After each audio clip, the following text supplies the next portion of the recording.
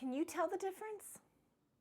I'm Christy Birchfield, and today we are looking at Malachi, the second half of the chapter, and the question is the difference between a righteous person and a wicked person. Most of us have our own ideas of what answers that question, and honestly, this has been a question that's been debated for centuries, and every major religion and most of the minor ones have added to the definition of what they believe to be a good person versus a bad person.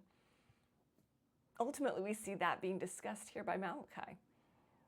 Our verse today is Malachi chapter 3, verse 18, and it says, "And you will again see the distinction between the righteous and the wicked, between those who serve God and those who do not."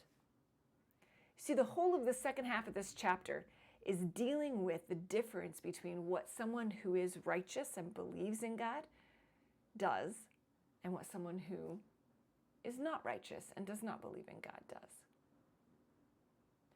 The righteous person respects God and understands his position in relation to a holy God.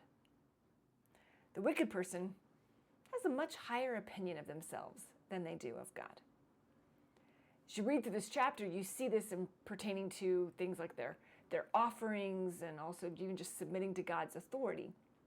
You see, God was saying, hey, you guys are robbing me. And they're like, how can we robbing you? And he's like, well, you're not bringing your offerings. You're not recognizing me for who I am.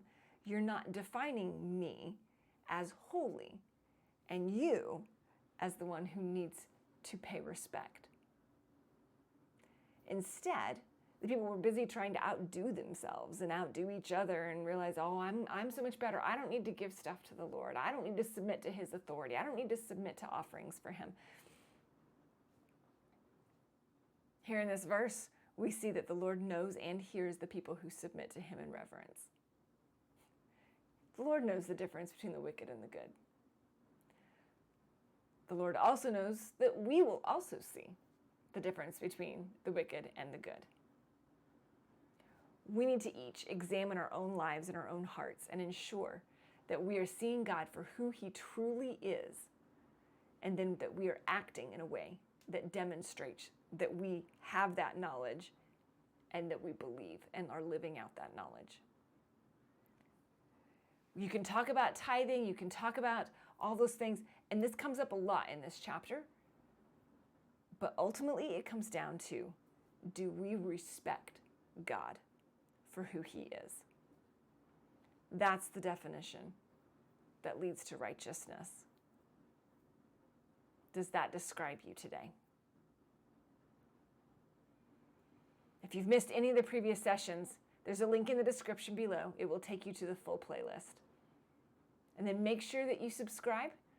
We've got one more chapter through the book of Malachi, and we'll be going through that tomorrow. Thanks so much. I'll see you then.